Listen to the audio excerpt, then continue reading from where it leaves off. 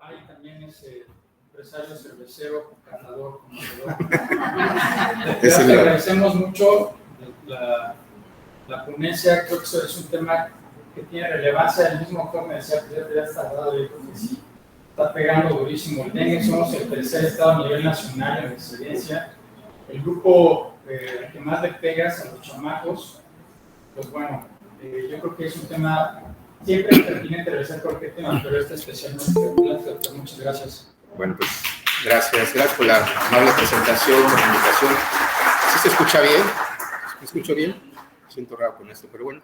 Está larga, voy a tratar de ser conciso. Supe que había, pues obviamente, pediatras con toda la experiencia del mundo, pero también médicos en formación, entonces quise combinar para los escenarios y los presentes, ¿no? Entonces, voy a empezar con una reflexión y no sé si todos conocen al Buda poniendo su mano derecha sobre su izquierda.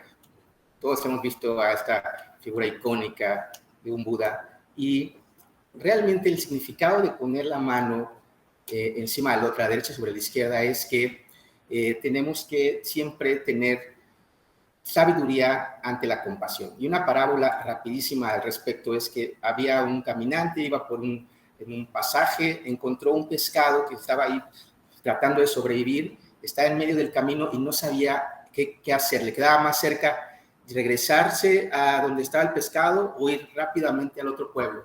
Decidió irse rápidamente al otro pueblo, llegó y había una especie de fuente donde había otros pescados, lo dejó ahí y sobrevivió. Se sintió muy feliz porque había hecho un bien, había hecho un acto compasivo y se fue. Pasó por el mismo camino en un mes y toda la gente lo empezó a murmurar y le empezaba a decir groserías, le aventaban piedras y él no entendía por qué lo estaban atacando. Entonces alguien se acerca y le dice: oye, tú trajiste un pez a nuestro estanque donde nosotros vivíamos de estos peces, pero tu pez se comía a todos nuestros peces y no tuvimos que comer. Y entonces la parábola o la moraleja es: está bien hacer el bien, pero siempre con sabiduría, ¿no? Y lo mismo pasa con dengue. Todos queremos ayudar, somos médicos, queremos ayudar a todos, por eso nos metimos en esto, pero hay que saber ayudar, ¿ok? Todos estos datos estadísticos, me voy rapidísimo, ya sabemos que es un problema de salud pública, sabemos que hay millones de casos anualmente, ya ven ahí la distribución, más de 128 países en riesgo, entonces las Américas pues no se queda atrás, siempre va a ser un lugar importante en muchas enfermedades infectocontagiosas, las Américas, y esto nada más lo puse como referencia para que vean cómo podemos nosotros poder apreciar las enfermedades desatendidas, que así se llama por la OMS o OPS. Se tiene que ver la relación en cuánta población en riesgo está de infección, y aquí tenemos un cuadro comparativo, podemos ver paludismo, Chagas, leishmania, etcétera, pero vean, dengue, pues tiene muchas personas en población. Afortunadamente, no es tanta la gente afectada, vaya, me dijeron que por acá, ya en cuanto a letalidad, pero aquí vale la pena nada más ver cuánta es la gente que está en riesgo de infectarse de dengue. Sabemos que esta zona tropical y subtropical es lo más frecuente. Nosotros nos podemos meter al Dengue Map. Lo hice el viernes y vean estos actualmente todos los países que tienen una alta prevalencia e incidencia de dengue y un foco rojo, por supuesto, México está coloreado todo el país de que está presente el dengue. Ustedes pueden también, ahorita como hay estudiantes, pueden entrar a esta plataforma de la OPS que se llama PLISA y pueden buscar cualquier dato estadístico. Son pues muy apegados a la realidad. Aquí vemos estos datos, esta serie de años en cuanto al dengue en las Américas y vemos cómo se ha comportado de manera muy irregular. Ahí de repente algunos años de control, que yo creo que hubo quizás más un subregistro que control y después pues nuevos casos como el 2022 y 2023. Vean cómo ha evolucionado el dengue en las Américas con el paso de las décadas. Y de eso que nos estamos quedando cortos en el 2013, pero vean cómo se ha distribuido esta enfermedad por muchos países. Y esto es muy importante porque es la comparativa entre 2022 y 2023 de nuestro país. En la semana epidemiológica que estamos actualmente, o que estamos muy cercanos, que estamos pasando en la 33, vean cómo los casos del 2022 de dengue con signos de alarma y dengue grave, 910 versus los 2,000 que tenemos actualmente en este 2023. ¿Eso qué quiere decir? y si podemos ver la gráfica, también podemos cómo pues va para arriba y no se ve que vaya a haber algún descenso en las próximas semanas. Entonces, fácilmente en unas semanas, 2 semanas, vamos a tener más casos que en todo el 2022.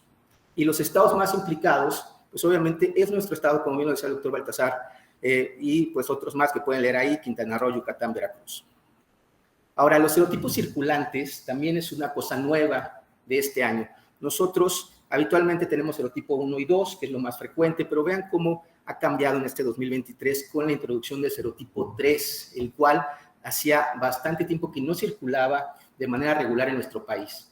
Y actualmente está en el segundo lugar de los que más circulan, y esto pues es algo nuevo. Cada vez que se introduce un nuevo serotipo a una población, hay cambios epidemiológicos, por supuesto, pero también hay cambios clínicos donde los hospederos no están acostumbrados a la convivencia o el sistema inmunológico con este tipo de nuevos serotipos.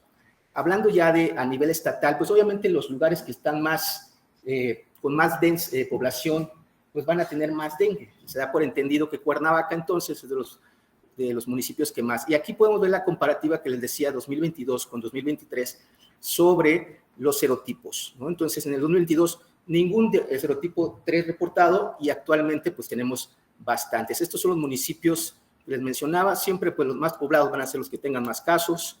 Y el muestreo, todos estos son datos de la Secretaría de Salud de aquí de Morelos. El muestreo pues tiene una positividad del 50%, es decir, casi de 2 pacientes, 1 está saliendo positivo. Se acabaron las muestras, de hecho nosotros nos mandaron un oficio, es decir, ya no manden porque ya no tenemos reactivos para PCR, y el problema es que se hace un triplex. El triplex testea pues Zika, chikungunya y dengue. Entonces se acabó ese y estuvimos varias semanas que de hecho ya no hay específicamente. Lo que se van a hacer como muestras nada más como tipo botón para ver la representatividad que tenemos actualmente, pero ya no tenemos PCRs para estar tomando a todos los pacientes. Y un muestreo de 33% es un buen muestreo a nivel estadístico. Aquí tenemos también pues la cantidad de casos, más de 2,000 casos que se han estimado, y de esos 814 confirmados. Fíjense, nada más en la semana 33 epidemiológica, que creo que son bastantes. Y esto es por la jurisdicción, pues la 1, donde estamos involucrados nosotros como Cuernavaca, y la distribución en cuanto a los escenarios clínicos, vean que afortunadamente el dengue grave ha sido el 4%, lo que más causa ha habido dengue con signos de alarma en el primer lugar. Y pues si tú vives en Cuernavaca, eres pediatra, pues te interesa porque adivinen que la mayor población que está afectada en este momento son pediátricos, de 10 a 14 años, y esto también es raro o nuevo porque sabemos que habitualmente afecta más a personas mayores, el dengue, por el sistema inmunológico. Y en este año, pues esto ha sido lo más representativo. Las instituciones que más han documentado casos, pues la Secretaría de Salud, el IMSS, y bueno, de ahí pues otras. Entonces, es un mosquito que todos sabemos que es doméstico, vive cerca de las casas y utiliza cualquier repelente para pues tener su ciclo vital, que ahorita lo vamos a ver. Todos conocemos que pues es un huevecillo, ¿no? Va a tener una fase de huevo. Esa fase pues va a utilizar los recipientes y se va a pegar de manera como resistol prácticamente a las paredes de las cubetas o de lo que él pueda tener ahí a su disposición, y ahí puede sobrevivir mucho tiempo. Es muy difícil quitarlo cuando ya pasa mucho tiempo, y después, aquí lo podemos ver, esta es una imagen de los huevecillos, y aquí se pegan a los recipientes. ¿Por qué? Porque deben estar, como pueden ver ahí, por encimita de la superficie, es donde habitualmente ellos utilizan. La fase larvaria, pues es prácticamente acuática, se transforma en pupa en 5 días, y después entra en 2 o 3 días, ya se puede convertir prácticamente la pupa en un mosquito adulto. Y un mosquito adulto, pues lo que va a hacer, pues es salir de la pupa y pues va a ir a picar, ¿no? Hacer lo que tiene que hacer. No es malo, simplemente tiene esa señalización en su vida de que tiene que hacerlo, ¿no? Entonces, aproximadamente 7-10 días es lo que va a tardar todo esto que les acabo de decir. Y pues, los mosquitos hembras, pues no quiero decir que las mujeres siempre son las malas del cuento, pero en este caso sí lo son. Recordarán que necesitan este grupo M para poder alimentar a sus crías. Por eso justamente tienen esta afinidad con la sangre. y pues también incluso pueden transmitir una vez que un mosco hembra está infectado, por esta transmisión oval puede transmitir a sus descendientes.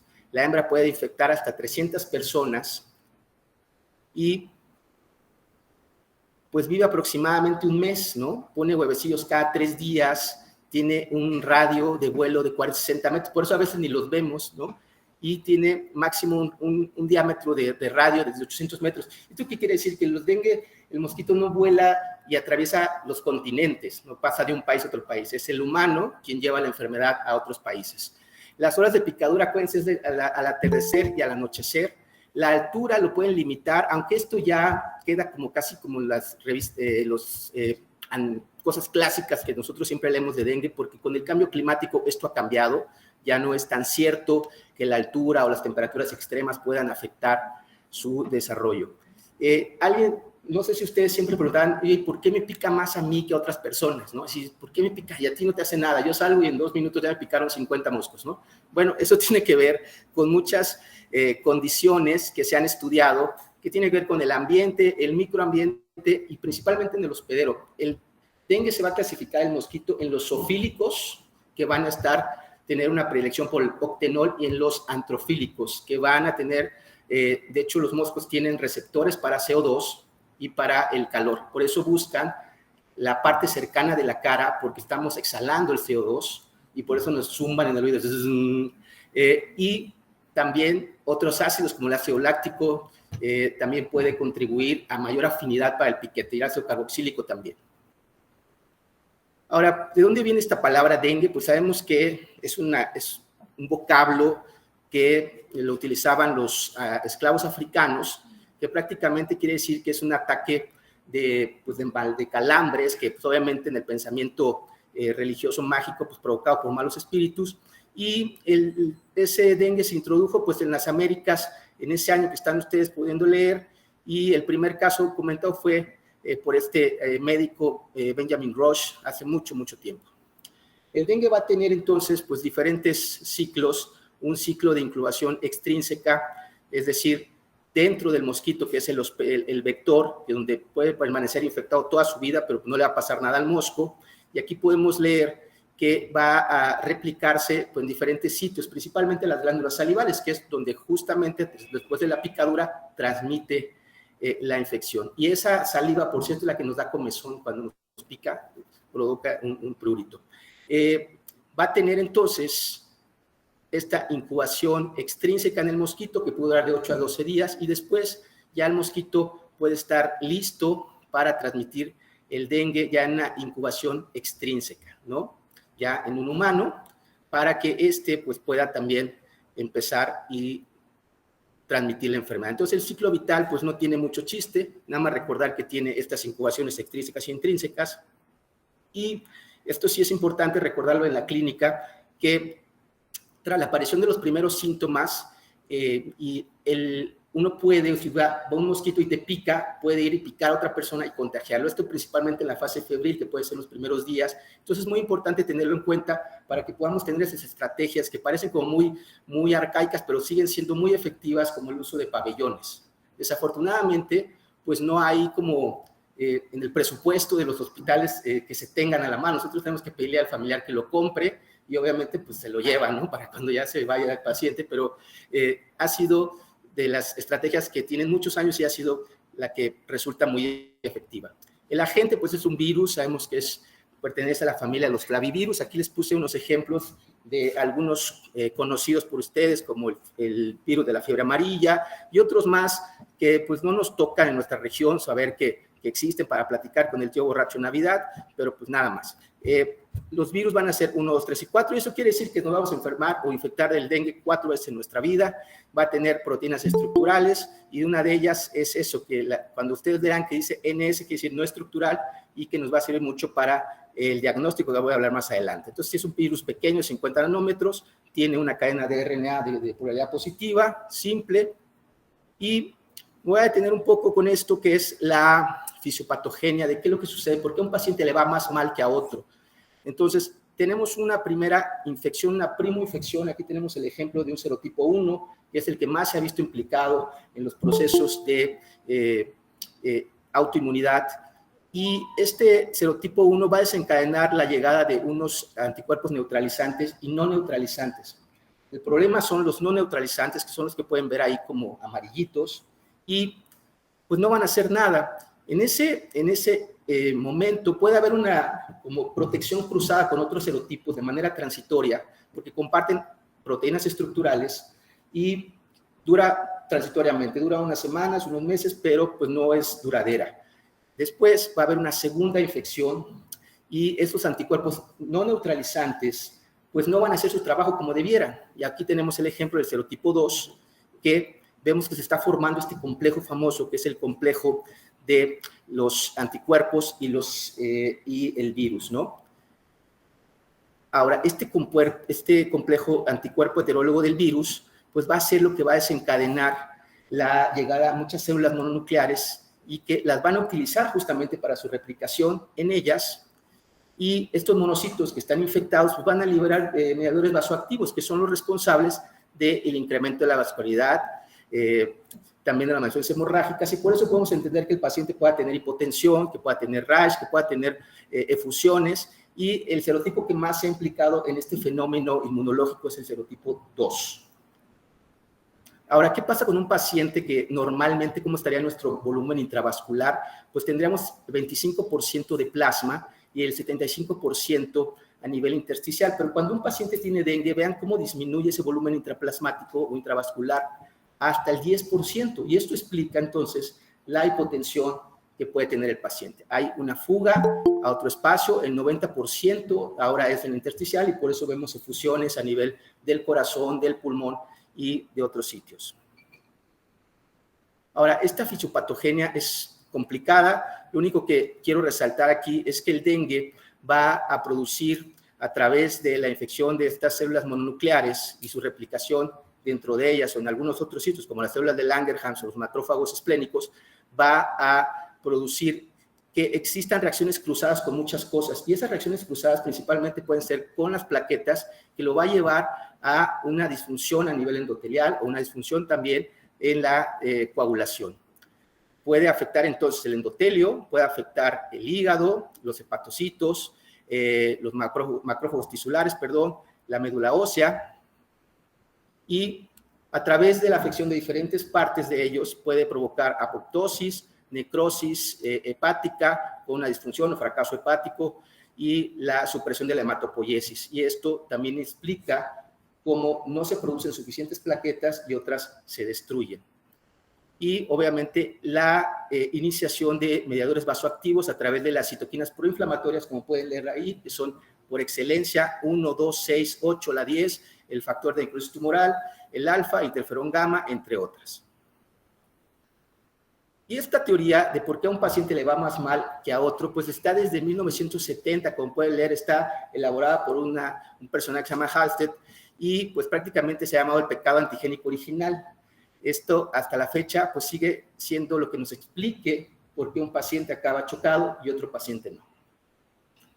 Ahora, a nivel histopatológico, no existe una imagen patognomónica, pero sí estos cuerpos de Consilman, que habitualmente son hepatocitos que fueron infectados por el virus del dengue y que fueron engullidos por célula de Kupffer. Esto es muy común que lo reporte en piezas ya histopatológicas.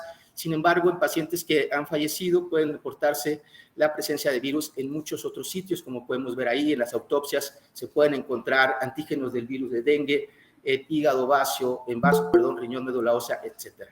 Entonces, el dengue va a utilizar muchas células de la defensa para su replicación y por eso evade el sistema inmunológico y es muy difícil poderlo limitar.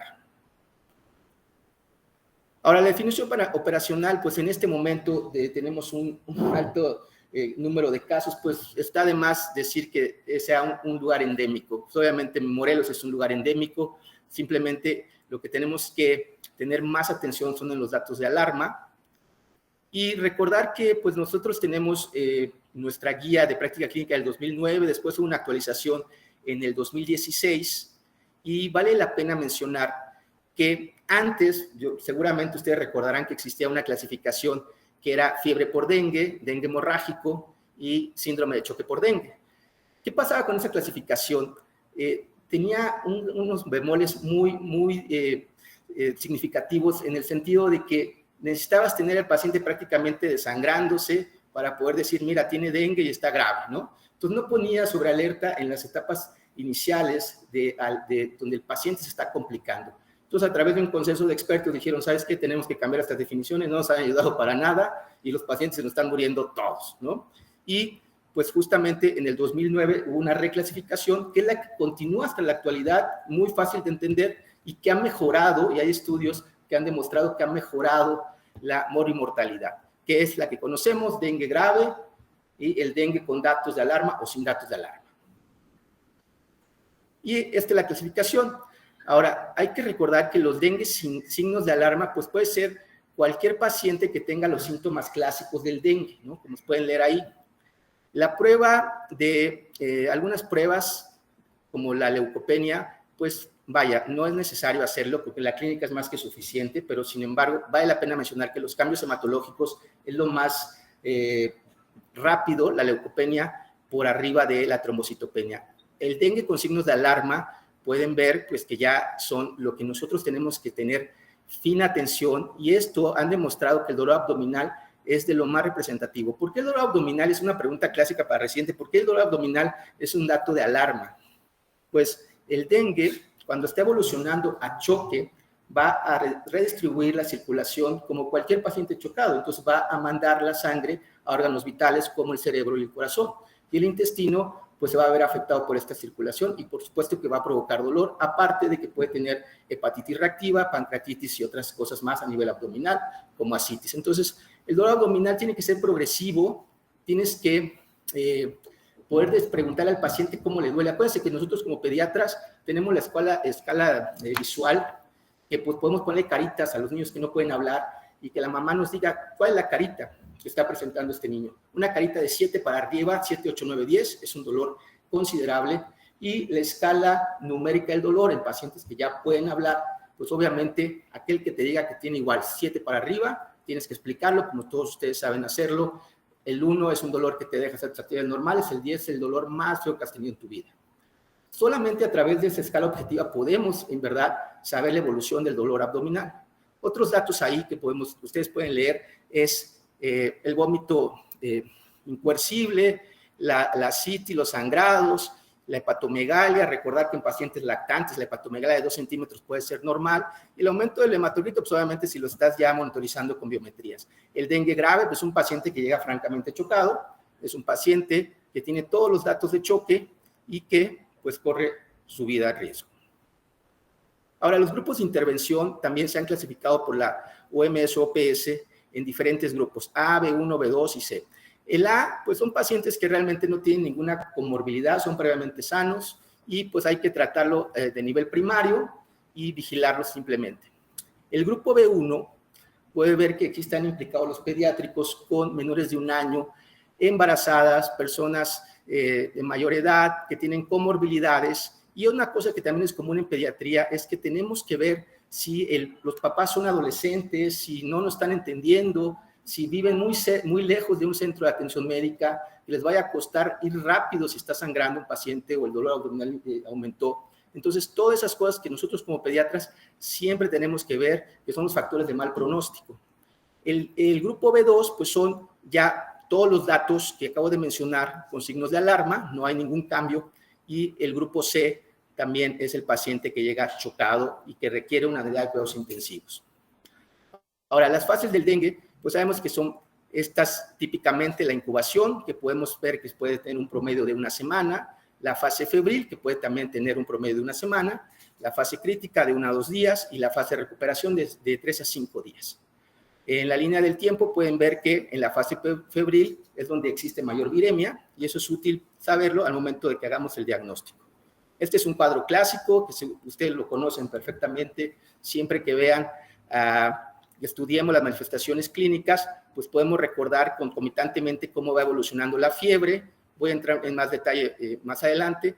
y pues los eventos clínicamente potenciales en la fase crítica, que es la baja de plaquetas, el aumento de hematocrito, y a nivel de diagnóstico, cómo empiezan a elevarse las inmunoglobulinas por ahí del 5º día.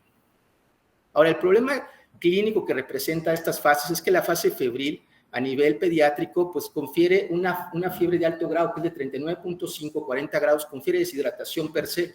Entonces, también acuérdense que niños menores de 6 años pueden tener crisis convulsivas febriles, y la fase crítica, pues eso nos va a tener el gran riesgo de la síndrome de extravasación, es decir, una fuga a otros espacios, las hemorragias graves, y a graves, acuérdense que no es la epistaxis que se controla en 5 minutos. Una hemorragia grave es una melena, una hematemesis, ¿sí? O ya cambios neurológicos que nos sugieran que está sangrando el sistema nervioso central. La recuperación, pues en la fase, si tú no calculaste bien los líquidos, aquí el problema va a ser la hipervolemia y tienes que lidiar con eso. Y pues, ¿qué tenemos que ver a nivel clínico en la fase febril? Pues muchos pacientes van a tener imágenes como las que están viendo, van a tener los labios cuarteados, van a tener las mejillas ahí hiperémicas chapeadas, y pues a veces nos pueden confundir con otras manifestaciones, y más cuando no estamos en la época tan alta de dengue. Entonces tenemos que hacer como una buena escoleta para saber diagnósticos diferenciales. Aquí está la curva febril, que es llamada en silla de montar. Como pueden ver, pues las primeras días es de alto grado, y después va descendiendo, y después vuelve a ascender como semejante a una silla de montar de caballo. Y esto que estoy señalando aquí es la prueba de torniquete, que ya está en desuso. Las guías actualizadas pues no lo recomiendan. Sin embargo, pues nos sirve para saber si hay fragilidad capilar. La forma de poder obtenerla es que tú vas a sumar la presión sistólica con la diastólica, las sumas, la divides entre 2, y esa cifra es lo que vas a subir, a inflar el baumanómetro, y lo vas a dejar 5 minutos en lo que te haya dado, y después retiras y vas a ver ahí todas las petequias que tenga en esa zona. Esta plataforma de las Américas pues nos ha arrojado que los principales signos y síntomas son los que ustedes están viendo: fiebre, cefalea, mialgias y artralgias, y esto estamos hablando de síntomas generales, no datos de alarma, para que siempre lo tengan en cuenta. Es decir, un paciente sin fiebre difícilmente va a tener dengue. Y aquí tenemos algunas imágenes.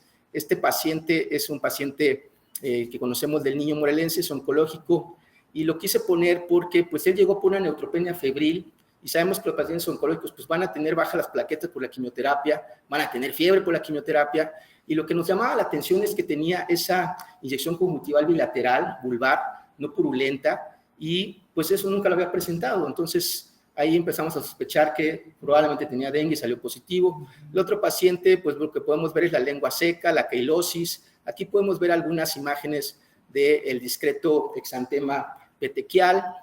Este pacientito estuvo con un dengue prolongado, hizo un hepatosplenomegalia, nos costó trabajo porque estaba febril, pensamos que tenía otra cosa. Y pues este es las imágenes clásicas del Mar Rojo con islas blancas. Y aquí podemos ver algunas petequias en algunos otros pacientes. Ahora, ¿cuál es el problema de la fase febril tardía? Pues que a veces puede confundirte, porque no puedes seguir teniendo fiebre, no es dengue, entonces es otra cosa, ¿no? Entonces puedes pensar que es una gastroenteritis si le duele el abdomen. Si le haces un examen general de orina y te sale con hematuria, puedes pensar que tiene una pielonefritis, una IBU. Si está con vómito hemático, puedes pensar que tiene leptospirosis, rickettsiosis. Si tiene estrés respiratorio sin fiebre, puedes pensar que tiene asma, o el dolor abdominal severo, colecistitis o incluso apendicitis, o en las hepatitis elevadas, pues puedes pensar que tiene una hepatitis viral del virus hepatotropo, sino una hepatitis reactiva. La fase crítica, pues es la fase más importante, la fase de efervescencia, es decir, ya no hay fiebre, la gente se confía y pues piensa que ya va mejorando, y es todo lo contrario, ¿no? Aquí podemos observar todos los datos de alarma que he mencionado, principalmente pues el dolor abdominal, las infusiones, cambios neurológicos y pues el crecimiento del hígado y los sangrados, ¿no? Y en la fase de recuperación, pues ya vamos a ver estos exantemas que les puse el ejemplo, principalmente el de máculo-papular confluente, que es el de Mar Rojos con islas blancas, y que por cierto es muy pruriginoso. Entonces, estas son las guías o como infografía de la CDC, donde puedes estadificar los grupos de tratamiento, el ambulatorio, el que requiere un hospital, el que requiere una terapia intensiva. No tiene mayor chiste. Y vamos a ver rápidamente unos casos clínicos. Aquí tenemos Isabela. Ella viene de Estado de México, que ya de entrada sabemos que en Estado de México a lo mejor no hay tanto dengue por la temperatura, y tiene un distractor que dice que le picó una garrapata. Si le picó una garrapata, ¿qué podríamos pensar que podría tener? Rickettsia, bien. Enfermedad de Lyme, perfecto, sí. Entonces llegó por fiebre, como pueden ver, cefalea, fatiga, y tenía un exantema que parecía como una quemadura de sol, ¿no? En el tronco, en la cara, y tenía eritema en el rostro y en los labios, en las mejillas. Y ahí podemos ver los signos vitales en el monitor, pues, y también decía que pues, no le duele, que se sentía mal, que le dolían los ojos cuando los movía, ¿no? Y eso ya te va dando como ciertos datos, pues te duelen los ojos, puede ser dengue. Aquí el doctor Chapatín fue a revisarla, ¿no? Esa es como una prueba, a ver si conocen a todos los doctores que van saliendo, ¿ok? Entonces, la exposición, sabemos que puede ser que haya diagnósticos diferenciales, hay que considerarlo siempre, y si tenemos una fase febril, pues si le revisamos la faringe va a estar hiperémica, pero eso no quiere decir que tenga estreptococo. Acuérdense que tiene que tener ahí unas placas blanquecinas. Y la fase eritematosa, acuérdense que nos puede también ser común el signo de la bofetada de la quinta enfermedad de parvovirus B19. Ahora, ella pues dice a la exploración, aquí está otro doctor, no precisamente médico, luce fatigada, pero no está tóxica. La garganta se ven ahí estas lesiones que pueden leer, la piel con un exantema rosado, no pruriginoso, y el abdomen sin dolor, le dolían los gemelos nada más, y podemos ver aquí pues un poquito la hiperemia y los labios enrojecidos. Estos son sus vitales, tenía esa temperatura, y pues prácticamente, según yo, están normales. Tomó una biometría quizás de manera muy temprana, y pues prácticamente salió bien, y la prueba de estreptococo, porque pues como estaba en Estados Unidos, pues ya le dejó caer toda la ciencia, ¿no? Ahora, ¿cuál de los siguientes diagnósticos debes tener como diagnósticos diferenciales, ¿no? Y los he mencionado algunos.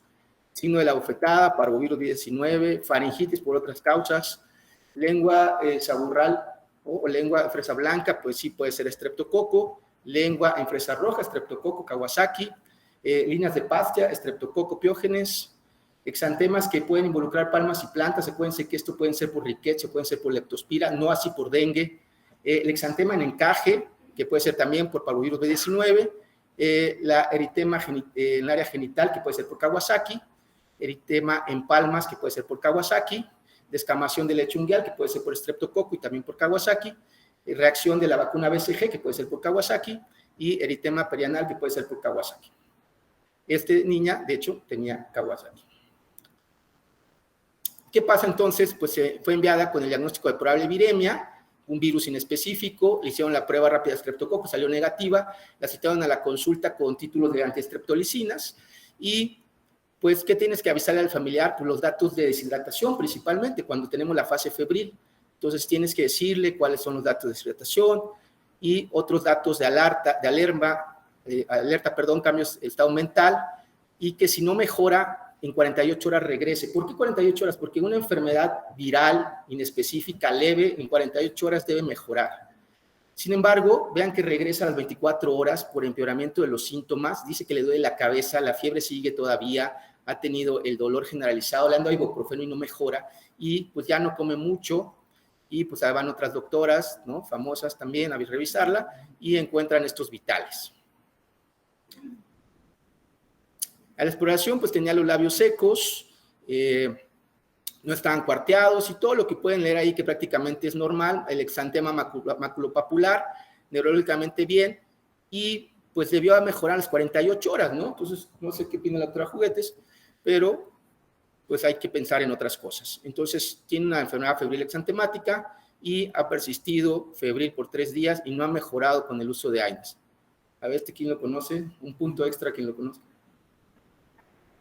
Cándido Pérez, bien. Especialista en mujeres, bien. ¿Cuál es el abordaje de todo esto?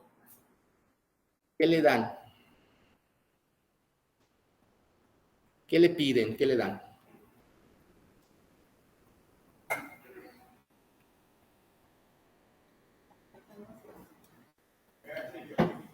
A ver, por ahí BH. Bien. Líquidos intravenosos, está deshidratada, ¿no? Por ahí escuché ego. Escuché un ego. Paracetamol. ¿Por qué no ibuprofeno? ¿No es mejor el Motrin? ¿No baja más rápido la fiebre? ¿No? ¿Por qué no damos AINES diferentes a paracetamol en dengue? ¿Por qué no damos naproxeno, ibuprofeno? ¿Por qué más bien no deberíamos darlo? Pues sería con ácido acetil salicílico también, claro, pero generalmente los otros, como ibuprofeno, acuérdense que un gran efecto secundario es la irritación a nivel de la mucosa gastrointestinal, y si el paciente tiene fragilidad capilar y trombocitopenia, puede sangrar fácilmente. Entonces, no se recomienda ninguno que no sea paracetamol. Y el Lego, pues si no tiene síntomas urinarios, no tiene caso tomarlo, no lo tomen, por favor. Y pues hay que dar líquidos intravenosos, ¿no? Y paracetamol. Y esto para los residentes, si hay residentes, para estudiantes, pues es como muy fácil de, cuando haces tienes que aprender tus pendientes. Acá esta es los leucos, la hemoglobina, el hematocrito y las plaquetas, ¿no? Sodio, potasio, el cloro, el dióxido de carbono, el BUN, la creatinina y la glucosa. Y así te la pasas rapidísimo en el pase de visita. Bien, entonces estos son los vitales, tiene ahí sus enzimas hepáticas y pues dice que se siente mejor con la hidratación IV y pues dice que prácticamente le deciden darla de alta con datos de alarma, ¿no? Si podemos ver, ya tiene leucopenia. Sin embargo, después de su egreso, otra vez, ¿no? Después de su egreso, reingresa otra vez la pobre, dice que ya tiene más fatiga, duerme más, ya tuvo epistaxis, ya tiene dolor abdominal, ahora sí, ya tuvo náusea, vómito, calambres en los gemelos, pero ya no tiene fiebre. ¿Qué estará pasando con Isabela? Ya no tiene fiebre, entonces está entrando a una fase crítica, ¿no? Hay una efervescencia. Y pues ahí está el doctor House, que nos puede ayudar, ¿no? Por supuesto. Y vean que están los vitales, ¿y qué les llama la atención de los vitales? Claro, tiene taquicardia sin fiebre, ¿no? Eso ya es algo que te llama la atención. Y también, otra cosa más, la TA, doctor Ramos, claro, hay un acortamiento de la TA, ¿no? O sea, pase aquí, doctor, mejor usted ya de la... Excelente. Pues sí, efectivamente. Entonces, a la exploración Dulce, que está pues alerta, pero se ve cansada, sigue con la mucosa seca, a pesar de que no tiene fiebre, ¿no? Y tiene un llenado pues, de 3 segundos, ahí limítrofe, y el abdomen pues no tiene datos de irritación. Entonces, nosotros en pediatría siempre tenemos que ver el grupo etario para ver qué le corresponde. Y esto es muy importante, que ya bien lo mencionó el doctor Ramos, está teniendo un choque compensado. Esta es la fineza, y creo que es una parte muy importante que tenemos que detenernos todos, es la fineza diagnóstica. Si tu paciente ves que se va estrechando la presión sistólica con la diastólica, el paciente está entrando a un estado de choque. Pueden ver que en las fases iniciales empiezan las dos presiones de manera, pues digamos, habitualmente separadas, como siempre están, y la cardíaca siempre va para arriba. En esta fase inicial se mantiene el estrechamiento normal, pero en la fase descompensada ya se cierra esta diferencia entre las presiones y se mantiene cerrada ya, pero ya va para abajo. Y un choque que ya llega a este grado, un choque descompensado, hipotensivo, difícilmente sale de él. Nuestra labor como médicos es justamente identificar a tiempo los choques. Se diagnostica deshidratación moderada y una probable infección viral, se trata con oxígenos puntas nasales, la carga, que ahorita vamos a ver un poquito sobre cómo se deben administrar, a 10 por kilo está perfecto, y pues solicita biometría hemática y bioquímica. ¿Ese quién es? Está difícil, ¿eh? Está difícil. 2 puntos para esto. Es el de el doctor de Lost. ¿No vieron la serie de Lost? Ándale. Que era neurocirujano. Ok. ¿Cómo salieron los estudios? Pues vean que tiene el hematocrito aumentado, bajaron los leucos, bajaron las plaquetas, ya se empiezan a elevar las enzimas hepáticas y está también reteniendo un poquito ahí los azuados. El CO2 lo está barriendo porque un paciente que tiene un choque va a respirar rápido, va a barrer CO2, ¿no? Va a hacer una respiración tipo Kussmaul. ¿Y en qué escenario se encuentra Isabela? Pues prácticamente en un choque compensado, como les dije. Pues hay que tener mucho cuidado porque lo que ha demostrado con el cambio de las definiciones operacionales y de la clasificación del dengue es que ha disminuido la mortalidad por abajo del 2%, siempre y cuando se identifique a tiempo el choque.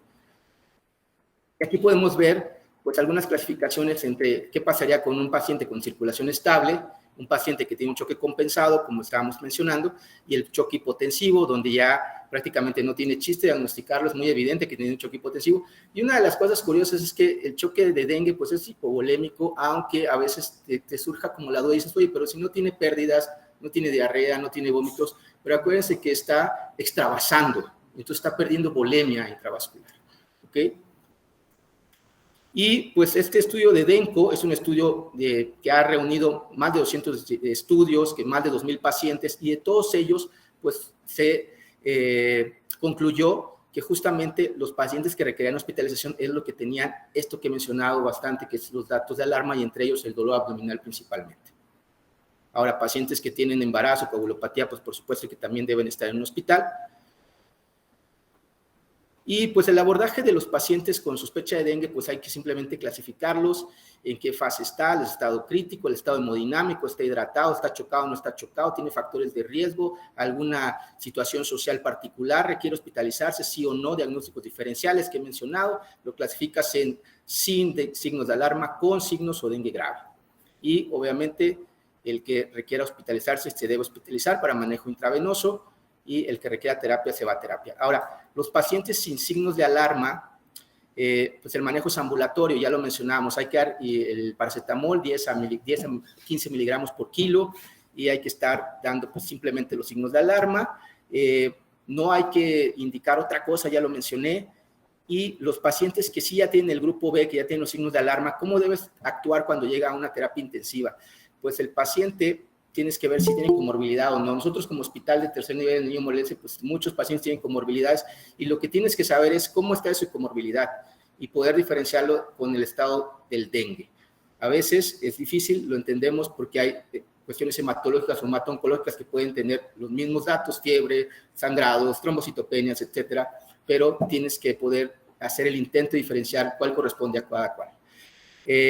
Las cargas iniciales es con Harman o con salina al 0.9%, o sea, 10 por kilo, y debe ser en 1 hora, y tienes que reevaluar siempre posteriormente a la carga, ¿no? Después, como pueden ver, va disminuyendo de 2 en 2 el goteo de los líquidos intravasculares. Puede ser de 5 a 7 mililitros kilo hora, después te puedes llevar a 2 a 4 horas así, después si hay mejoría puedes bajar de 3 a 5, si hay mejoría de 2 a 4, en las siguientes 24 a 48 horas. De repente vemos pacientes que los dejan de 5 a 7, pero todo el turno, ¿no? Y dices, oye, cuidado, porque lo vas a encharcar, tienes que tener cuidado con estas guías, porque son muy claras en cómo tienes que ir reduciendo el volumen.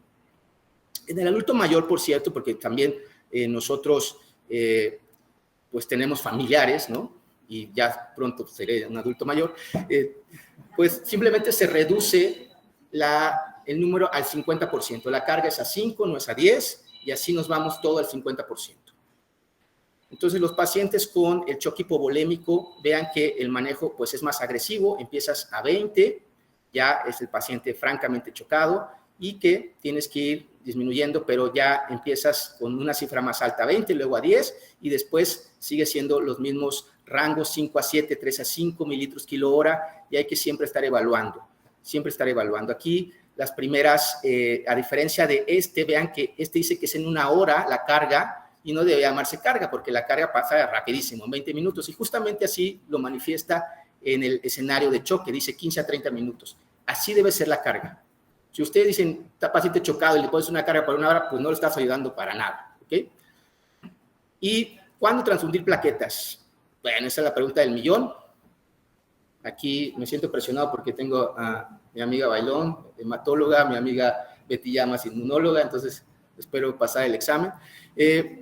Este es un artículo de revisión del Pediatrics de 2022 que decía pues un problema viejo con nuevas intervenciones, y prácticamente lo que está poniendo este artículo de revisión es lo que ya sugería la CDC desde hace mucho tiempo, que decía no usar esteroides, no dar concentrados plaquetarios a menos que el paciente lo requiera. Vamos a ver algunos escenarios. No usar la salina a la mitad, es decir, al 0.45, y no asumas que los líquidos natriurosos son necesarios. Es decir, si tu paciente está en condiciones de ser hidratado de manera vía oral, pues puedes empezar así, ¿no?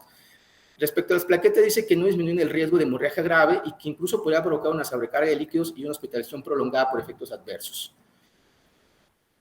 Ahora, ¿qué sí está bien con palomita de buena práctica? Pues que los pacientes tienes que decirles sus datos cuando tienen que regresar, reconocer el periodo crítico, que a lo mejor en ese momento sí valdría la pena una biometría, reconocer que aumente el hematocrito. Acuérdense que un paciente que llega con más del 20% del hematocrito que le corresponde, está hemoconcentrado, tienes que hacer la carga y después tomar una nueva biometría para ver si ya mejoró el hematocrito. Ahorita les voy a poner un ejemplo. Reconocer el choque temprano y puedes utilizar también coloides como la albúmina para un choque refractario y también los concentrados eritrocitarios cuando el paciente pues, obviamente tiene ya un sangrado significativo y el paciente pues, está inestable.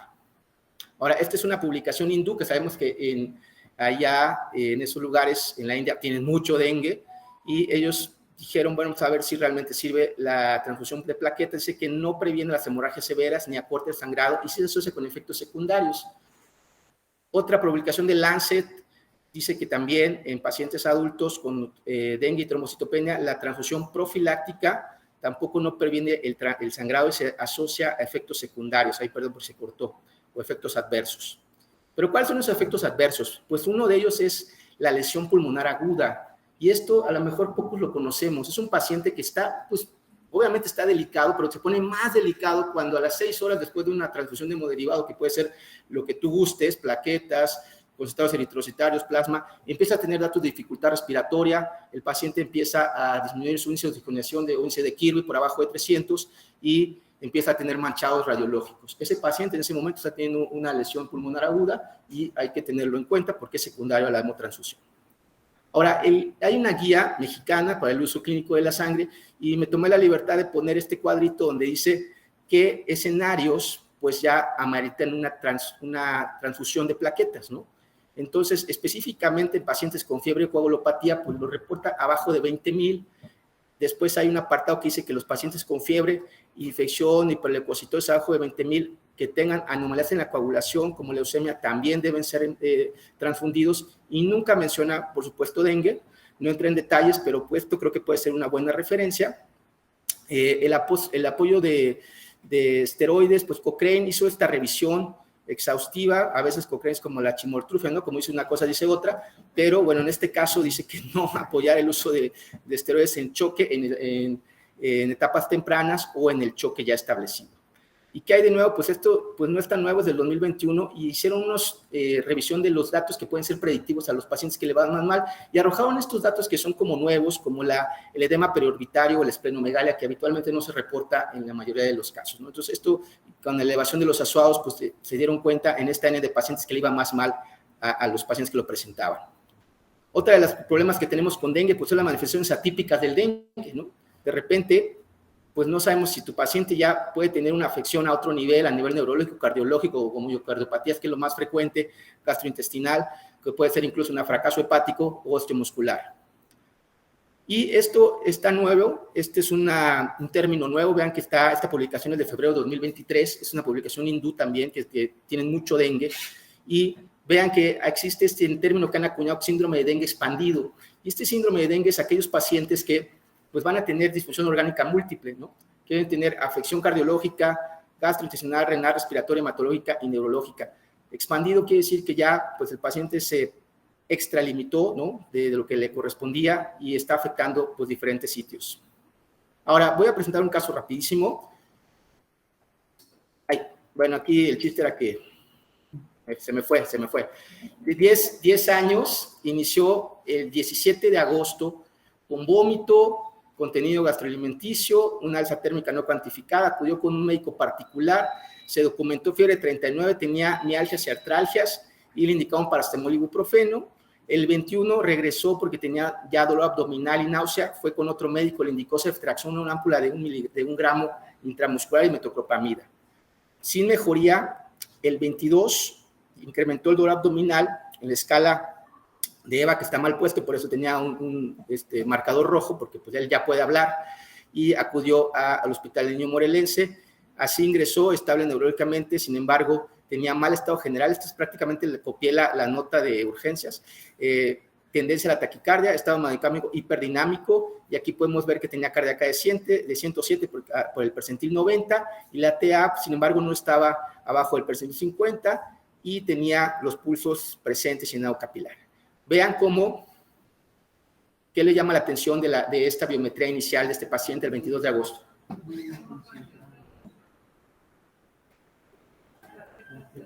Claro. Y aquí tenemos la gasometría. ¿Qué les llama la atención? Pues ahí les va, ¿no? Albúmina baja, ¿no? Que nos puede sugerir extravasación. Hemoconcentración, un hematocrito sumamente elevado, en el 56% para que lo corresponde a su edad. Trombocitopenia por abajo de 20,000. Una acidosis, ¿no? Está barriendo. Y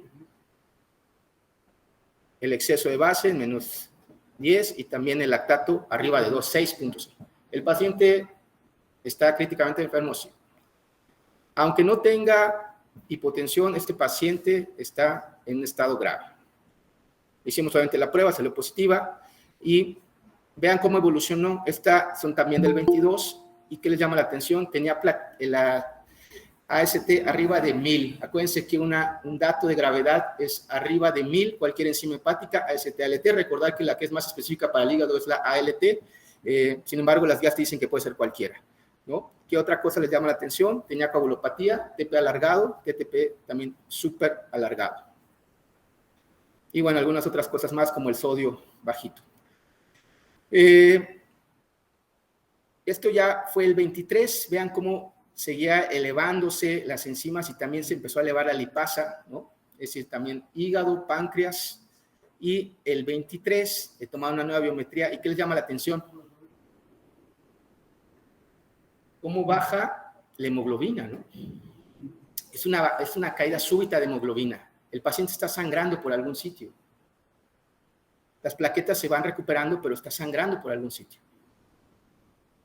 Estas son del 23, igual, algunas cosas como la DHL es sumamente elevada, que nos habla de destrucción celular, y la ferritina sumamente elevada, que nos habla de un estado hiperinflamatorio, ¿no? Que acuérdense que es un reactante de fase aguda también muy, muy útil. Ahora, este paciente desafortunadamente falleció. Son de los pacientes pocos que hemos tenido reportados en este año con fallecimiento, y bueno, quise ponerlo, yo con todo el respeto para el paciente, para que vieran que este paciente tuvo oportunidades perdidas desde que lo vio un médico general y lo vio de manera incorrecta, y bueno, veo aquí que hay estudiantes de medicina, y pues el propósito es que justamente pues ustedes traten de hacer las cosas mejor que otras generaciones, ¿no? Ahora, ¿qué otras cosas tenemos enfrente de dengue? Que ya dices, oye, ya párale, ¿no? Porque ya es un montón. Yo también ya me quiero ir. Pero bueno, el síndrome fagocítico también se ha asociado. Acuérdense que este hemofagocítico puede ser desencadenado por cualquier infección viral y entre ellos los arbovirus están presentes. Entonces, aguas porque nos puede dar algunos problemas. Y esto, vean, lo quise poner como dato curioso. Este es un review de un journal de virología e inmunología y vean la fecha cuando está. Es 2006, todavía antes de la pandemia. ¿Y qué decían ellos?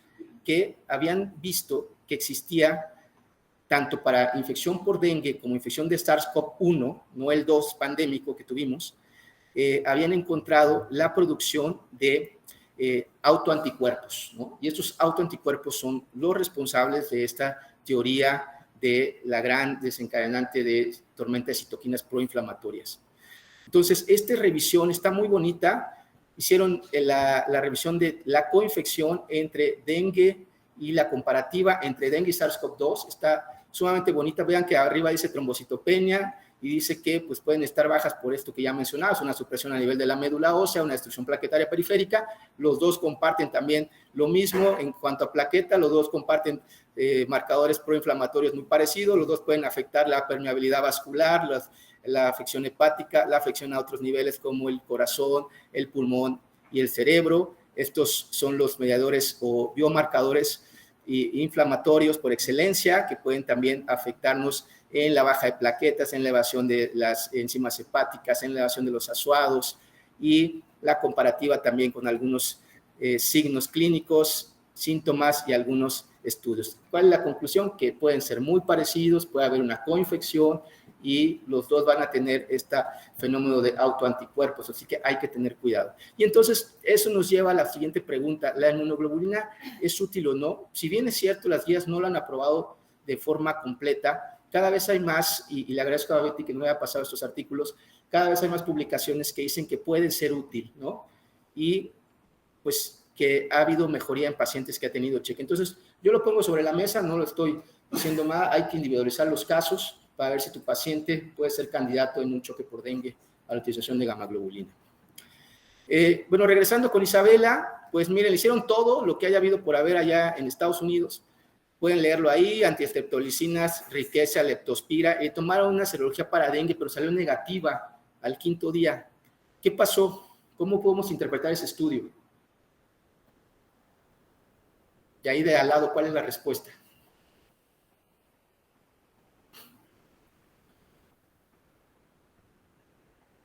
A ver, la carita, ¿dónde queda? Ahí está. Fue de forma temprana. El corte de 5 días es un día clave. Un paciente con 5 días iniciada la fiebre, los anticuerpos no se deben tomar, no son útiles, recién se están elevando escasamente. Y vean, si le tomas a esta paciente, le hicieron una nueva prueba al 8º día y una cero conversión, es decir, ya está positivo el IgM y el IgG pues, va a tardar más en elevarse.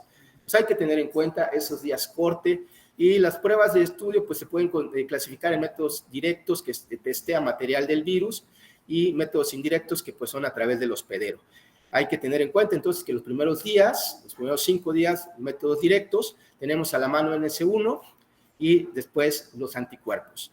Simplemente recordar que a veces pues no tenemos la tecnología y la IgM puede durar como respuesta hasta 6 meses elevada. Entonces, aguas con esto porque nos va a pasar como COVID, que decían que se reinfectaban y pues era la misma infección que seguía ahí, la PCR que podía seguir siendo positiva. Va a decir, ya me dio dengue, regreso y otra vez tengo algún síntoma en específico, dolor de cabeza, cuerpo, me hago otra serología y me sale otra vez IgM. Es decir, ya tengo otro dengue, ¿no? Segundo dengue. Entonces, aguas, hay que tener en cuenta estas cosas. Y pues criterios de pacientes en alta, a veces nos llenamos de pacientes en los hospitales por miedo, porque sí, definitivamente tenemos miedo que les vaya mal en su casa, pero hay que tener en cuenta algo muy básico, como está diciendo. Si el paciente ya no tiene fiebre, más de 48 horas, ya no está sangrando, ya tiene recuperación hemodinámica, el paciente ya tolera los líquidos, ya está en buenas condiciones, se puede ir. Todo lo demás va a tardar. Todo lo demás que no dije va a tardar. Entonces, no se llenen de pacientes en los hospitales, por favor, egrésenlos cuando sea necesario egresarlos. Y acuérdense que son un riesgo si no tienen pabellones de que estén contagiando a otros pacientes. Nosotros en el hospital niño tuvimos un dengue ahí de un paciente que llevaba días ahí, es decir, el mosquito ahí lo pescó, picó a alguien y picó a otro paciente, ¿no? Entonces tenía días ese paciente. Finalmente, la prevención que tenemos respecto a la vacuna, este estudio ya tiene tiempo, del 2016, se hizo en Salud Pública, y vean que llama la atención algo, que es la eficacia sobre los serotipos 1 y 2, que son los que están principalmente involucrados en los escenarios graves, y vean que es de 55%, 30%, es decir, una eficacia baja. Y eso fue de los primeros bemoles que dijeron, ¿sabes qué? Esta vacuna no puede ser tan buena, no nos va a dar varios problemas. Otra cosa más es que, pues, está destinada al paciente con dengue grave, y hay que estar bien seguro si no tuvo dengue ya tu paciente, porque si se la pones y no estaba seguro, le va a ir más mal a tu paciente por ponerle la vacuna. Aquí lo podemos ver ejemplificado. Vean cómo si este escenario del paciente no vacunado, un paciente vacunado sin una infección previa, en la segunda exposición, pues va a tener un color rojito de un alto riesgo de enfermedad severa. Entonces, esos son los bemoles. En nuestro país, que a veces no puedes tú mandar a pedir una serología por cuestión económica, entonces creo que van a ser los bemoles de esta vacuna.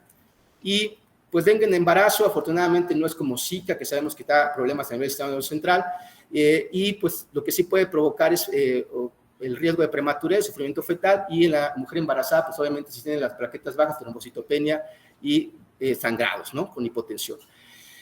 Bueno, y ya casi para terminar, ¿qué repelente usan ustedes? ¿Se fijan si tiene alguna sustancia que haya demostrado mayor efectividad contra el mosquito? Díganme un nombre comercial. Citronela, pues. Vivaporru, dijeron. Yo saben que uso, yo me tomo como 3 mezcales, así si el mosquito me pica, que se vaya borracho, choque borracho. No, fíjense que este repelente, todos los que vean que tiene DEET, que es esta sustancia activa, metilbenzamida, es el que ha mostrado mayor efectividad. Desde los 50 existe, y en este estudio que se hizo, pues testeó los que tenían más tiempo de cobertura, también las concentraciones, y adivinen pues cuáles fueron los más famosos, y no es comercial porque no me paga nadie, ojalá me pagaran, pues fueron los off, ¿ok? Entonces, yo les recomiendo esos 3. Había uno que decía iFly, que es como también muy comercial. Ese Fly no lo usen, y los caseros no lo usen, por favor, no les están sirviendo, y luego se quejan de por qué les pican los mosquitos, ¿no? Aparte del ácido carboxílico, pues es porque no tienen un buen repelente. Bien, ahora para los estudiantes, pues aquí les dejo esto, que es este caso de Isabela, pues lo tomé de este tutorial de CDC Train. Tiene varios cursos, aquí pueden ustedes leer que hay de entrenamiento con casos como los que puse, dinámicos. Les puede servir muchísimo para su entrenamiento. Acuérdense que el cerebro, pues hay que entrenarlo, ¿no? Y pues ya voy a terminar con esta última reflexión. ¿Ustedes cómo miden el tiempo? Los antiguos griegos tenían 2 dioses, y creo que el que nos ha como permeado hasta la actualidad, pues es Cronos, ¿no? Todos conocemos a Cronos, es un dios viejo, con barba, mal encarado, con un reloj de arena en sus manos, controlando la vida de los humanos desde que nace hasta que muere. Estamos esclavizados al tiempo, estamos esclavizados a Cronos. Vivimos siempre al pendiente de esa forma de medir el tiempo lineal. Sin embargo, afortunadamente, los griegos tenían un segundo dios que se llama Kairos. Era el dios de la oportunidad. Si lo pueden ver, tiene alas en los pies, y está peloncito de la parte de atrás, y tiene el cabello hacia adelante.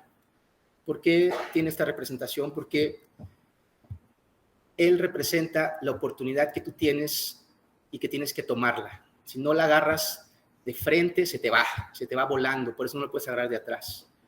Y eso es en contraparte de Cronos, es decir, cuando tú no estás ensimismado pensando en el tiempo y piensas que estás frente a un momento importante, excepcional, mágico, ya sea con una persona especial, que sientes que el tiempo no pasa, ya sea que justamente estás frente a la oportunidad de aprender a través de un paciente que está sufriendo por ti para que aprendas, estás siendo fiel y leal a Kairos, estás aprovechando las oportunidades que tenemos en nuestra vida. Entonces yo les recomiendo vivir nuestra vida de acuerdo a las oportunidades valiosas que tenemos todo el tiempo con nuestros seres queridos, con nuestros pacientes, en vez de pensar que tenemos un tiempo lineal. Muchas gracias por su atención.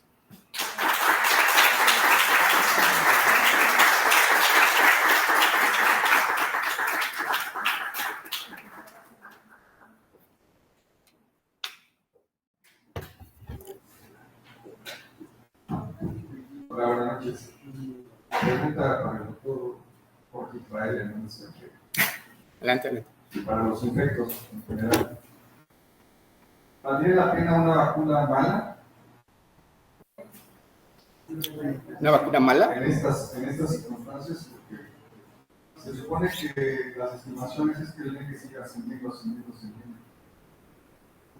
Es una pregunta retórica, no es que yo quiera que se ponga la vacuna. ¿Valdría mejor la pena en un escenario feo que se aplicara la vacuna? Que se hubiese aplicado la vacuna a no tener nada. Por supuesto que sí, siguiendo las sugerencias que ya mencionamos, estar bien seguros que tu paciente no ha tenido dengue, y con este nuevo advenimiento de serotipo 3, que lo veamos en estados, por ejemplo, Veracruz tiene todos los 4 serotipos todo el tiempo circulando allí, por ejemplo, la vacuna sería súper útil, porque vimos en el cuadrito, les puse que tiene baja eficacia contra 1 y 2, pero mayor contra 3 y 4. Entonces, tu pregunta es muy válida. Claro que si este serotipo 3 no se sabe, los expertos epidemiólogos dicen, no sabemos qué va a pasar, si llegó para quedarse, porque antes tuvimos serotipo 3 hace como unos 5 años, hubo un repunte y después desapareció y otra vez está reingresando. Entonces, no sabemos si se va a mantener en 2024 o 2025 y va a tener una mejor cobertura esta vacuna justamente contra serotipo 3. Hola, felicidades, excelente ponencia, gracias. Gracias, Pamela. Una pregunta bien grande. Te voy a contar un caso así en 2 minutos y tú me dices, ¿lo haría usted o usted qué haría? ¿no? Paciente del PARS que ingresa diariamente con taquicardia supraventricular 248 por minuto. Con fiebre, un poco de cefalea, nada más, no mucha cosa. Haciendo los estudios nos damos cuenta de que tiene leucocitos en 7000, pero las plaquetas en 188. Ahí es cuando ya empieza a dar un poco de miedo. Entonces empezamos a rascarle y el día de hoy le hicimos un ecocardiograma, tiene las coronarias con densidad alrededor, la fracción de eyección está conservada, pero tiene discinesia. Ahí lo peor de todo fue que la troponina está positiva y la seca seca alta, hoy llegó hasta 600, pero la AMB está normal. Evidentemente, pues es un debut completamente atípico, porque no traía más otras cosas, una cefalea inchilera y una fiebre que no iba más de 38,7. En ese caso, pues hablando del caso con el profesiólogo a raíz de lo de la taquicardia supraventricular, pues, ¿sabes qué? Pues hay que intentarle con el esteroide, ¿no? Pues ahorita, pues claro, me ponen un esteroide y pues yo ya, bueno, en primera, creo que se lo vamos a hablar en la independencia de la terapia, ¿no? Para no seguir calentando. Pero la otra cosa es el comportamiento tan atípico que en realidad resulta como una miocarditis, no tanto por los datos clínicos. Sí, de repente ya después dices, no, pues se me duele un poco el estómago, trae un poco de pilas, tranquilo. Pues sí, pero no tengo dolor de cuerpo, no tanto, no tengo tintor, no tengo cannabis, ¿no? Así es que usted qué. Gracias. Sí, no, gracias por eso. Claro, o sea, las manifestaciones atípicas cada vez se presentan más, ¿no? Por eso es importante saber que existan y que justamente, como tú dices, no tiene que tener el cuadro del libro, los pacientes no leen los libros y está súper bien hecho la búsqueda intencionada en un momento crítico como ahorita. A lo mejor en época invernal, no sé, que no tendríamos este repunte, a lo mejor yo no lo buscaría, pero ahorita yo hubiera hecho lo mismo, yo lo hubiera buscado. Ahora, lo de los esteroides, pues no sé, aquí está Betty, que si quieres comentar algo, Betty, se debe individualizar, ¿no? O sea, las guías internacionales te dicen, aguas, ¿por qué? Porque te pueden inmunosuprimir, te puede subir los leucos, te puede subir la glucosa, etcétera. Entonces, pero si tienes ya esa evidencia de una micropatia, por supuesto que ahí creo que sería candidato y no podría yo ningún pero como médico. Creo que aquí había una... Buenas noches, doctor. Sí. Una pregunta específicamente de lo que acaba de decir de N1S. ¿A partir de qué momento se utiliza? Segundo o tercer día. NS1, desde el primer día de fiebre ya puedes tomar los primeros 5 días. Perfecto, gracias. Una pregunta. Por felicitarlo por su ponencia. No sé qué tan común sea. Hace unos días vi a una paciente joven, 18 años, un problema de dengue clásico. Afortunadamente no un problema mayor. Pero la mamá, lo único que presentó fue un examen. Nunca tuvo fiebre, nunca tuvo algún otro síntoma, en el mismo espacio. Sí me genera inquietud. Pregunta si esto es común o pudieron haber estado ligados. La mamá evolucionó su desempeño, desapareció y todo de la normalidad. Casi a la parte también hace su proceso febril y salud. Le agradezco. Gracias. ¿Para la mamá le hizo alguna prueba para dengue? La señora nunca tuvo datos de solo el exantema. Puro sí. Lo más probable es que tiene dengue, aunque sabemos si alguien de la familia tiene dengue, los primeros 4 o 5 días el mosquito pica a alguien que tiene dengue y pica alrededor de las personas y por eso es muy común que igual como con COVID pues se vayan contagiando en el núcleo familiar, ¿no? Raro que no haya tenido fiebre, pero a lo mejor valdría la pena solo para estar seguros hacerle unos anticuerpos. Ya pasaron más de 5 días.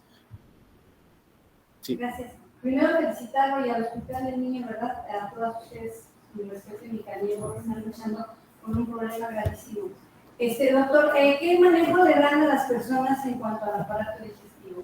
Esa náusea, ese vómito, ese dolor abdominal, ese problema de hígado, el problema de páncreas, estamos hablando de los cuerpos de lácteas que tienen problemas. ¿Ustedes qué tratamiento le dan a estos sintomatología del aparato digestivo? Y sobre todo, ¿qué tratamiento le dan a ese eritema que presentan en la piel? Que de verdad es un prurito intenso, se lesiona la piel. Entonces, ¿qué es lo que ustedes? Porque si no, pues aquí nos van baños coloidales, etcétera, pero pues, ¿qué es lo que ustedes están manejando? Y felicidades. Muchas gracias.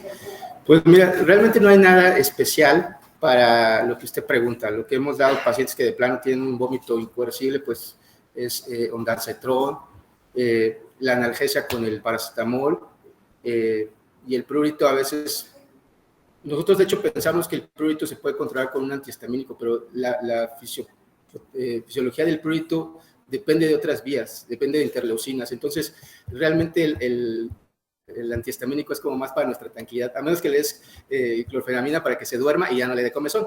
Pero fuera de eso, no hay algo diferente a lo que usted me pregunta. Sí. Hola, buenas noches. Doctor, hace como un mes y medio empezaron a llegar muchos lactantes menores con fiebres de 5, de 7, de 11 días. Hacíamos un abordaje completo y lo único que salía era NS1 todavía en día 5 o día 7. ¿Es posible? No vi IgM, no lo vi positivo, pero NS1 en todos. Yo creo que vi como 7 niños. Me preocupaba que tuvieran tanta fiebre porque tengo nada. ¿Es posible que sea eso? Y no sé, el serotipo. El serotipo 3 se ha visto implicado en los pacientes más graves. De hecho, el que falleció pues, es un serotipo 3. Y el comportamiento va a ser diferente a lo que nosotros estamos viendo. De hecho, mencioné lo de la fase febril prolongada y que pues, el paciente puede tener fiebre más de los días esperados. Ahora, el NS1, el valor corte que se ha establecido son 5 días para cuestiones como de programas, ¿no? Del programa estatal, pero usted puede tomar el NS1 la primera semana y puede estar positivo, ¿sí? O sea, no se confíe. Ahora, las pruebas rápidas tienen baja sensibilidad, entonces no hay que confiarnos, no hay que confiarnos. De hecho, yo tengo pacientes que digo, está negativa la prueba, pero yo creo que sí tiene dengue y le mandamos mejor PCR y eso es lo ideal, ¿no? Gracias. Peti. Hola, pues buenas noches, Jorge, de verdad excelente plática y como siempre tus ponencias. Y bueno, creo que esto al final de cuentas son foros, ¿no?, en los que nos podemos unir y más en este tipo de situaciones que estamos viviendo cosas complejas, que estamos viendo también cosas diferentes. Y algo que pues sí nos gustaría mucho enfatizar, yo creo que también tenemos los biomarcadores propios que podemos ver en nuestra población, que nos puedan orientar a esos pacientes que pueden tener como factores de riesgo estos datos de gravedad, ¿no? Incluso, y que podamos irnos a lo mejor adelantando a este tipo de situaciones. Entonces, a mí eso sí se me hace muy importante porque habitualmente solamente estamos acostumbrados a tomar la biometría hemática y pues a veces a lo mejor la química sanguínea, pero efectivamente, si ya vamos adentrándonos a esto, algo que nos está tocando ver a nosotros muy importantemente, pues es la elevación de enzimas hepáticas que sí se toman, pero estamos viendo otros marcadores. Para mí ahorita uno de los puntos esenciales y que es algo que me gustaría compartir y que tal vez igual cada uno empecemos a observar es eso, la DHL. Para nosotros ha sido súper importante, ¿no? Ahorita la doctora Camila comentaba de la CPK, sí se ha hablado, sobre todo en países como latinoamericanos, Colombia y eso que han comentado, hablan de la albúmina, ¿no?, que puede ser la DHL, la CPK, la TGO, ¿no? También, entonces, yo creo que debemos de ir individualizando. Nosotros empezamos a ver ferritinas también aquí elevadas, nos empezó a entrar la duda de si estamos viendo también síndrome hemofagocítico, pero al final de cuentas, lo que vemos es una tormenta de citocinas, que todo esto se activa. Y también lo que sí, volvemos a lo mismo, es tratar de invitar a todos a que tratemos de tener sí el diagnóstico. Yo sé que ahorita es difícil, que ya no tenemos pruebas, pero a veces podemos entrar en esa confusión. Pame, yo no sé si le pudieron tomar laboratorios al paciente, pues para que tratemos de ir documentando justo todo eso que estamos viendo, ¿no? No nos queda la duda, porque si no también lo que empieza a pasar es que podemos hacer pues estar sobrediagnosticando o muchas veces dejar el subdiagnóstico, ¿no? Entonces, pues sí se me hace esto todo un campo de oportunidad, porque también efectivamente ahorita que vienen a interconsultarnos a nosotros con BIM1, ¿qué hacemos con estos pacientes, no? Si bien, como lo dijo Jorge, que de repente no esteroide, no gamma, o sea, no nada, entonces, ¿qué les damos, no? Y así como que yo no me pidan interconsulta, ¿no? Pero no, yo creo que sí tenemos que ir haciendo esa evaluación y lo que decíamos, tenemos que ir individualizando a cada paciente y ver esa necesidad. Y definitivamente esos pacientes que se están chocando, yo creo que sí tenemos que identificarlos en fases tempranas para poder apoyar y intervenir ahí. Yo ahorita les puedo decir que de los pacientes que hemos tenido ahí con dengue grave, de verdad que ha sido muy difícil, DHL se les ha disparado demasiado. Y Jorge mencionó uno de los pacientes que tuvimos unos con fiebre, más de 18 días con fiebre. Y entre que sí tenía una cosa y que sí tenía la otra y que qué respuesta me estaba dando, yo se lo voy a poner así. Para mí es estar viendo un paciente con un síndrome inflamatorio. Y la verdad es que ahorita la situación que tenemos, porque también luego me dicen COVID, y les digo, pues ya no hay manera, o sea, ¿cómo lo diagnosticamos? Si no tenemos también manera de estar haciendo pruebas y a veces las pruebas salen negativas, ¿no? O no tenemos también lo de los anticuerpos como muy fácil, ¿no? Ahí de tener a la mano. Yo decía, este paciente creo, o sea, ¿cómo le pongo? Ahora le llamo síndrome inflamatorio, pero ahora vinculado a dengue, o ¿cómo? Y la verdad es que tuvo muy buena respuesta al esteroide, o sea, después de que lo abordamos, hicimos hasta tomografías, hay que descartar de todo, ¿no? Procesos malignos y todo lo que tenía, respondió al esteroide. Inmediatamente el otro día que empezamos el esteroide, el cambio. Pero ojo, volvemos a lo mismo. Estamos individualizando pacientes, estamos observando todo este tipo de situaciones, porque como decimos, de aquí no vamos a salir a dar esteroide a todo el mundo, ¿no? Porque vamos a reclamar a todo el mundo. Entonces tenemos que ir buscando ese tipo de pacientes y ver qué está sucediendo y cuáles van a ser nuestros matadores de nosotros de aquí, de nuestra población, para poder ver esto. Este mismo que nos tocó en la terapia que se chocó, que nos fue horrible, de verdad, o sea, es algo que dices, ¿cómo le ayudas, no? Gracias a ti. Por cuestión de tiempo vamos a dar por terminar la sesión. Muchas gracias, doctor. Gracias.